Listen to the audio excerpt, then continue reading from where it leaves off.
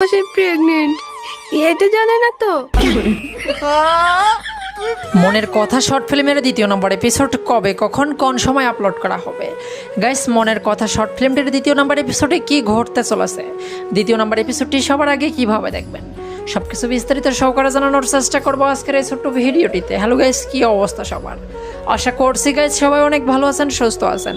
So guys, আবার একটি নতুন নাটকের আপডেট নিয়ে হাজির হয়েছি। পল্লিগ্রাম টিভি ইউটিউব চ্যানেল প্রকাশিত নাটক, পরিচালিত নাটক, পল্লিগ্রাম টিভি অফিসিয়াল ইউটিউব চ্যানেলে প্রকাশিত নাটক মনের কথা। ইতিমধ্যে কিন্তু প্রথম পর্বটি অলরেডি পল্লিগ্রাম টিভি ইউটিউব চ্যানেলে আপলোড করা হয়ে গেছে। যারা এখনও প্রথম পর্বটি দেখেননি, এখনই দেখে আসতে পারেন পল্লিগ্রাম টিভি ইউটিউব চ্যানেল থেকে।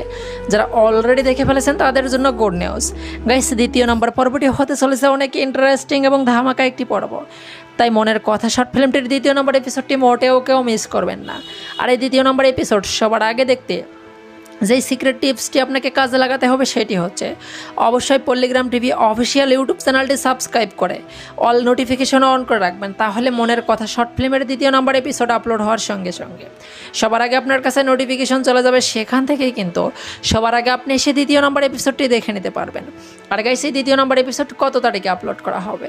সো গাইস, দ্বিতীয় নম্বর এপিসোডটি খুব শীঘ্রই আপলোড করা হবে। সর্বোচ্চ সময় লাগতে পারে 1 সপ্তাহ, সর্বনিম্ন 4 থেকে 5 দিনের মধ্যে আপনারা পেয়ে যাবেন আপনাদের কাঙ্ক্ষিত ভালো লাগার নাটক মনের কথার দ্বিতীয় নম্বর এপিসোড পল্লিগ্রাম টিভি অফিসিয়াল ইউটিউব চ্যানেলে।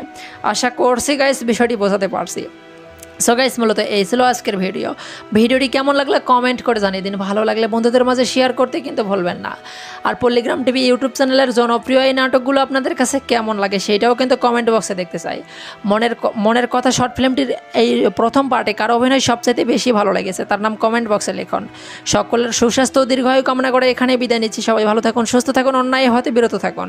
সবসময় বড়দের সম্মান করুন, ছোটদের স্নেহ করুন। ধন্যবাদ সবাইকে।